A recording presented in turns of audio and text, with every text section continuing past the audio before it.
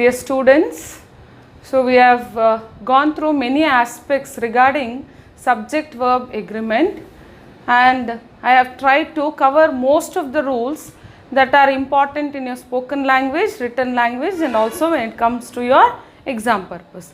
The last part of this aspect, that is subject-verb agreement, wherein I have taken few usages which are always confusing and wrongly used when we speak or when we write, or even when you try to fill in the exercises in your exam or in your books.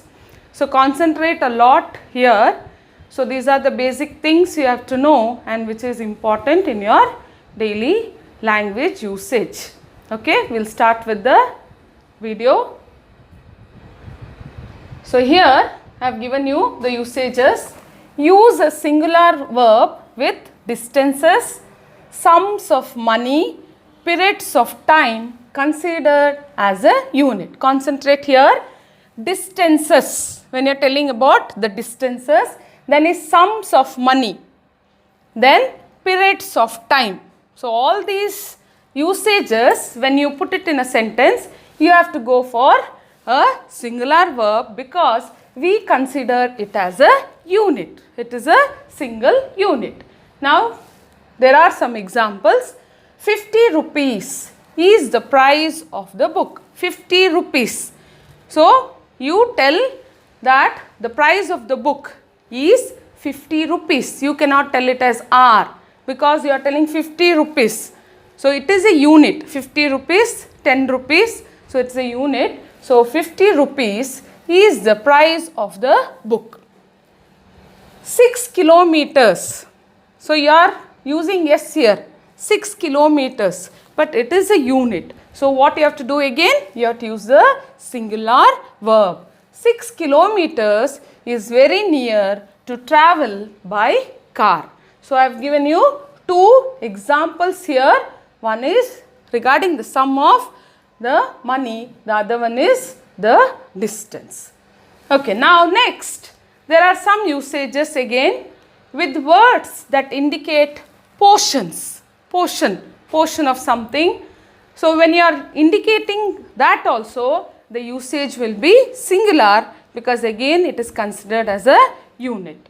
Example, a majority, some. See the usages here, all. If the noun after it is singular, use a singular verb. If it is plural, use a plural verb. So this is very important here. So these usages, when you are using a majority of people, some children, all the children. So like this, when you are using the noun with these usages, if it is singular, then you have to use a singular verb. So when the noun with these usages, if it is singular, then you have to use a singular verb. And if it is plural, then you have to use the plural verb. Okay, we'll go to the examples.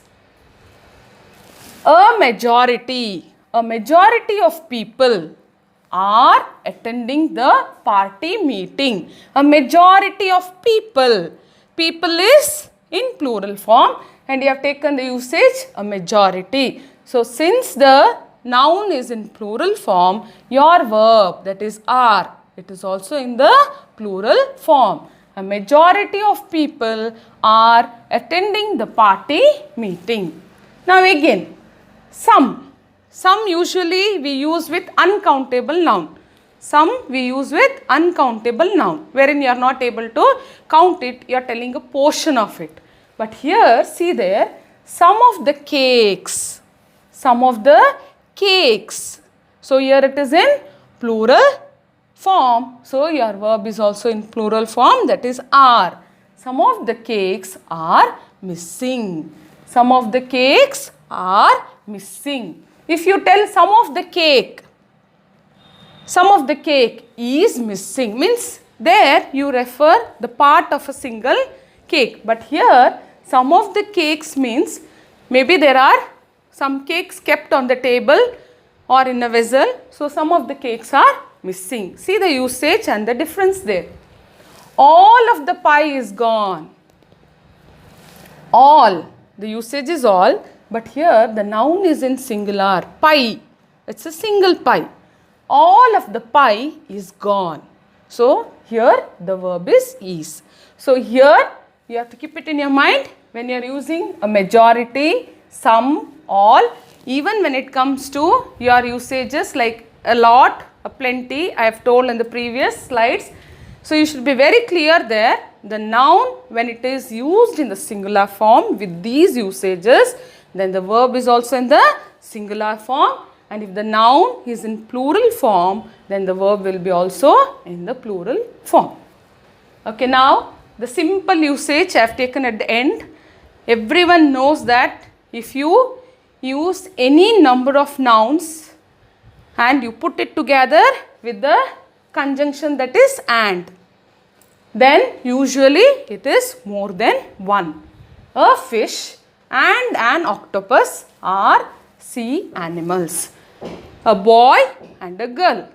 A book and a pen. So usually when you combine things, or if you tell a book, a pen and a eraser. So when you combine these things using the conjunction and, it always means it is more than one other than the word pairs.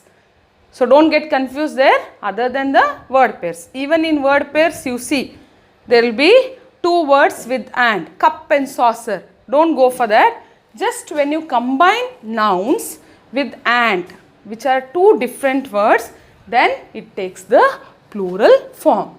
In sentences, so this is clear, I think it is very easy one. So when you, it is a general rule. As a general rule, use a plural verb with two or more subjects when they are connected by and. If you are taking two or more subjects and you are connecting it with the help of the conjunction that is and, then it is always the plural one and you have to go for the plural verb. Now there are some sentences. So usually how do you see the sentence? You will have a subject, then you will have a verb and you may have some object or whatever. But you have so many types of sentences. Sometimes the sentence may not start with the subject. It may start with the direction or it may start with the places, reference of places.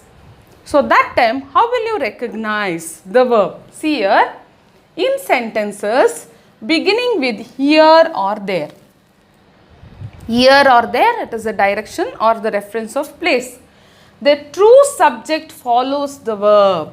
So usually when it comes to subject verb agreement, what is the rule? You have to identify the true subject or the main subject. This is what is one more thing you have to keep it in your mind.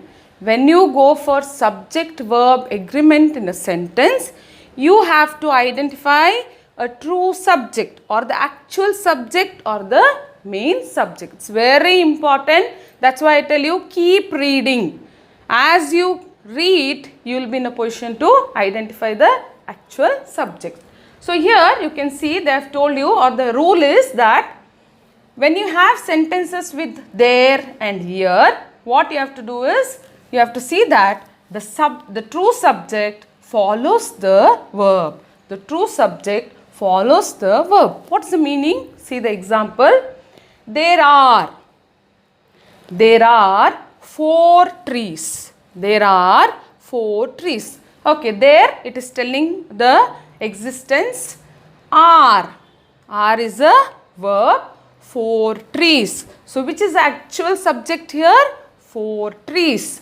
There are 4 trees. So are is a verb.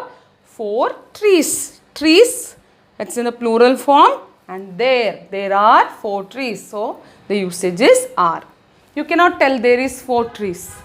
There is a coconut tree. There is a coconut tree. You can also tell like among those 4 trees, there is a coconut tree. So one tree is a coconut tree. There is the verb. A coconut tree, it is a actual subject. Here are the books. Here are the books. So you are showing the place there. You can just imagine like that. Here are the books. Are is the verb. The books, it is the actual subject. Here is the pen. Here is the pen. So it is singular, is the pen. So now again you can concentrate here. Are 4 trees. What is happening here? The subject, that is the true subject, follows the verb. Means you have the verb first and after that you have the subject.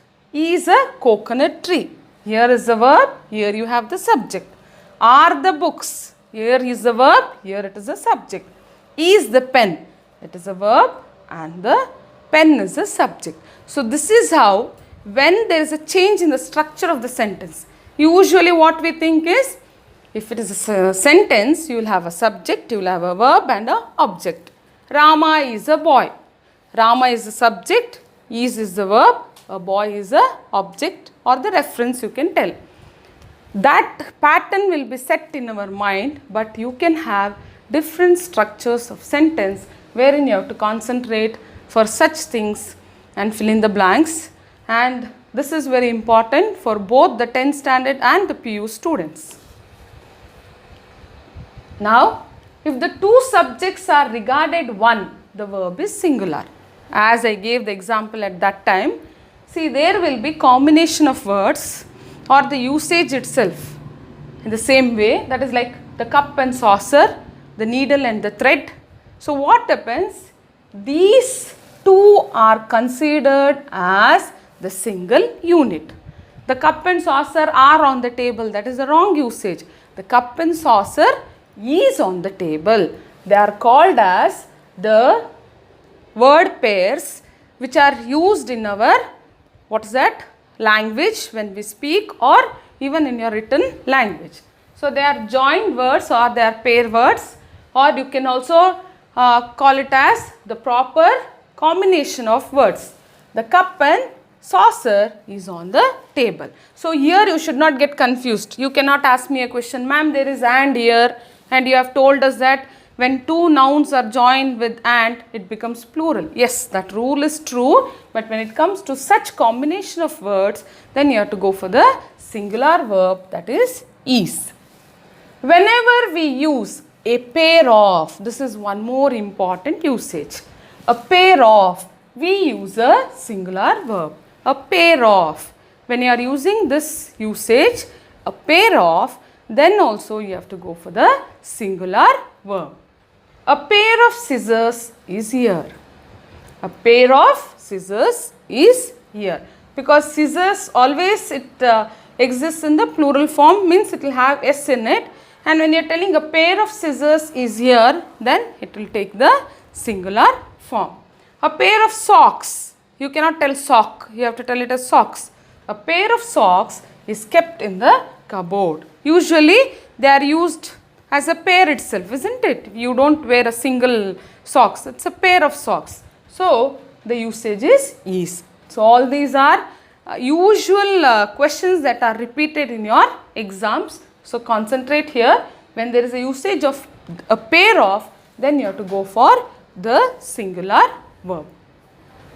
Dear students, I think I have covered most of the aspects that are very important in subject verb agreement, and their usages are the most important part of your English language, and this is the aspect which you have to concentrate a lot and go through the video again and again. This is the reason why I have split my videos into small parts, so that you can see the videos or view the videos whenever you are free and see the rules there. Try to follow the rules, and most important is when you read your lessons especially. So what you have to do is you have to see how these rules are applied there in your textbook, or when you read the newspapers, or when you are reading articles, and thus you become very clear regarding this usages. You cannot by heart it. I tell you very clearly, you cannot by heart it or memorize it. It comes by the way you apply it and the way how you try to enhance your language. So keep reading and try to follow these rules both in your spoken English and also the written English, and it will also help you out in filling the exercises when it comes to your exams, because this is the main part wherein you can score full marks when you are perfect, that is the grammar part. So I hope these videos regarding subject and agreement is really helpful to you all, and you will all make the best usage of these videos. So watch the videos and subscribe the channel. Thank you one and all.